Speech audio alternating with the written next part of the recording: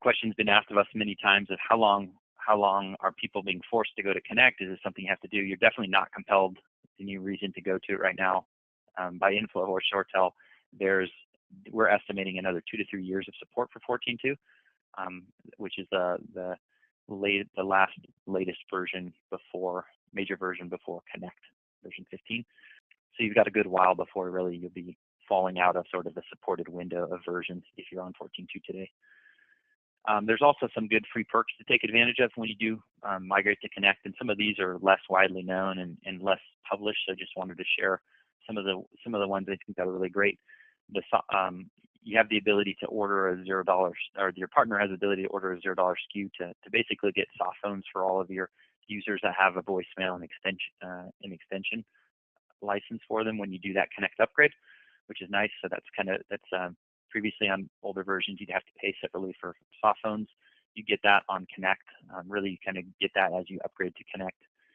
And then going forward, the soft phone license comes bundled in effectively. Also, the Edge Gateway that I talked about earlier, that's not a cost for that it's just a virtual appliance. It's $0. You just pay for if you want to have a physical 400 series phone connected through that, then you would pay a license for that. If you have VPN Concentrator today, there's a way to use those licenses that you've purchased on VPN Concentrator to migrate over as well. So really any cost that you've invested in the past can carry forward.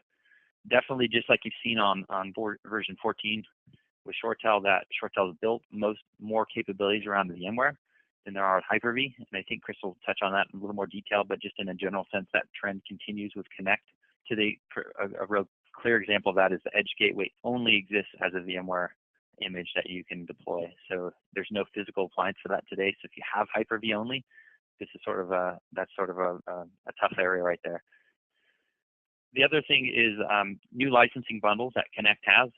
Again, I don't want to get too stuck in the weeds on this, but ShoreTel's really repackaged the way they sell licensing for users, and they've done it in a way that's, I think, really customer friendly, right? You basically get more for the same price or for less.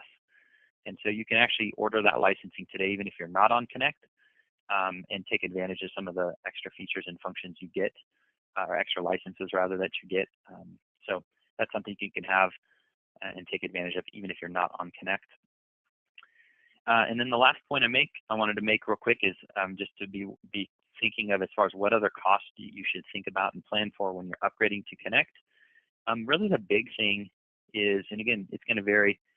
If you're not a customer of Inflow, then this is potentially a different conversation with whoever you're working with today. But from an Inflow customer perspective, we've got the ability to upgrade customers to Connect. Once we kind of give our full endorsement to it, that you can do that as a customer for no cost. What we've created, though, are packages that really address this first bullet point down here of end user training. That for us is the big change on this upgrade. How are you going to plan for end user training? Because as opposed to the 12 to 13, 13 to 14, et cetera, type of upgrades of the past, those were all really IT projects happening during the maintenance window. Well, that same thing's going to have to happen for Connect, but when the users come in the next day, if you have a lot of ShoreTel Communicator users in your environment, you definitely don't want to blindly do this project and then they come in and have the new client installed, and they're going to be upset. So just factoring in that end user training, we've created packages to really address that to help customers out with that piece of it. So more details of that we can share later, but that's really one cost you should think about, and even if it's just an internal cost you bear of the time to take to do train the trainer, or how are you going to approach that plan. And then the other thing is Edge Gateway implementation. If you want help setting that up, if that's something that's going to be really useful for your environment, thinking about if you need to acquire any certs for getting that functional. And that's really pretty much it.